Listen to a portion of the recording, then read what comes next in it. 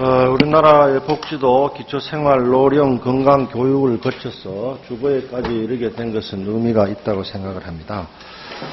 근데 법안 내용을 법률적으로 살펴봤을 때 몇 가지 의견을 드리고자 합니다. 김재정 국장님,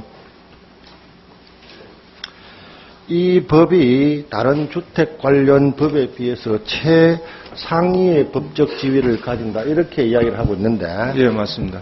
국토교통부에서는 몇 년 전에 도로, 철도, 공항 등 여러 분야의 혼선을 방지하기 위해서 교통기본법이라는 걸 만든 걸 기억하고 있습니까? 예. 그 교통기본법이 당초의 입법 취지를 달성했다고 봅니까? 아니면은 선언적 규정에 그치고 최고의 법적 지위를 실행하지 못했다고 판단하고 있습니까? 선언적인 법률이긴 하지만 그 하위 법률들을 제정하고 개정하는 방향을 제시했다고 생각을 하고 있습니다. 두 번째로 어떤 법이든 간에 이 법을 실행할 수 있는 수단 중에서 가장 중요한 게 재원 대책입니다. 이 기본법에 들어있는 내용들을 실행하기 위한 계략적인 예산이 어느 정도 되고 그 재원을 어떻게 조달할 것인지, 즉 국가가 얼마를 부담하고 지방자치단체가 얼마를 부담하고 개인 사업자나 또 주택 소유자나 이용자가 얼마를 부담할지 계략적인 시뮬레이션을 한 적이 있습니까?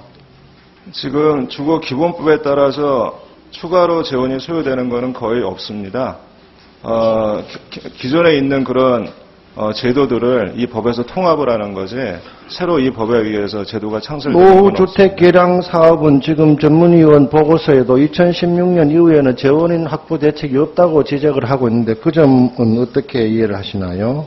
그거는 이제 기본법 문제는 아니고요. 노후공공임대법이 있는데 일단 중기 재정 계획에는 금년도에 지원이 끝나는 걸로 되어 있지만 지금 기재부와 추가적으로 지원하는 방안을 협의 중에 있습니다. 지금 유도 주거 기준이라는 새로운 용어를 만들어낸 것 같은데 최저 주거 기준과 또 최저 주거 기준 이상의 어떤 목표치를 의미하는 게 유도 주거 기준입니까? 예, 맞습니다. 현행 우리 국민들이 일반적으로 사용하는 용어의 개념하고 상충된다고 봅니까? 아니면 이게 이해 가능한 수준입니까? 유도 주거 기준이라고 언론에 보도됐을 때 일반 국민들이 이해할 수 있을까요? 그거는 가능할 거라고 생각합니다. 저희도 이 용어를 만들 때 목표 주거 기준, 적정 주거 기준, 유도 주거 기준 몇 가지 논의를 했는데 유도 주거 기준이 가장 적정하다고 판단을 했습니다. 외국의 주거 복지 관련 법령에도 이런 용어를 사용하고 있습니까? 예, 일본에서 유도 주거 기준이라는 용어를 사용하고 있습니다. 지금 유럽의 오랜 주거 기준은 인구 1,000명당 가구 수와 또 인구 1인당 전용 면적 두 개의 지표를 가장 중요하게 사용하고 있죠. 예, 그렇습니다. 우리나라는 왜 그런 분명하고도 실체가 있는 기준을 쓰지 아니하고 이런 기준을 쓰게 되었나요? 저희도 유도 주거 기준을 만들게 되면 거기에 1인당 면적, 그 다음에 방수, 화장실 이제 그런 것들이 기준으로 추가될 겁니다.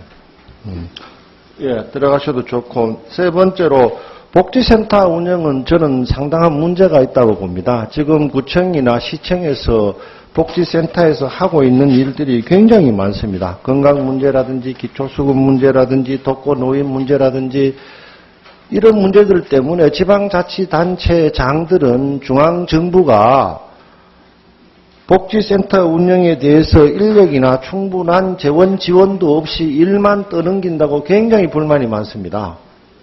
지금 전문위원의 검토 보고서도 나와 있다시피 이 문제에 대해서 지방자치단체장들이 이 센터 운영에 필요한 인력이나 또 소요 비용을 확보하지 않고 이 일을 해라고 했을 경우에는 실제로 작동되기가 굉장히 어렵다 하는 그런 이야기를 드립니다.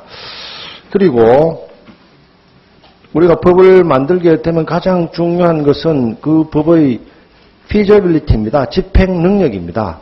이렇게 훌륭하고 좋은 내용을 만들었다 하더라도 여러 가지 여건으로 인해서 작동이 안 된다면은 법만 고립무원이 되어 있고 실제는 전혀 현실화되지 않는 그런 문제가 있기 때문에 국토위에서 검토를 할 때 가급적이면 실행 가능한 쪽으로 검토를 해야 될 필요성이 있다. 그런 의견을 드립니다. 이사입니다. 네, 김성태 의원님 말씀하십시오.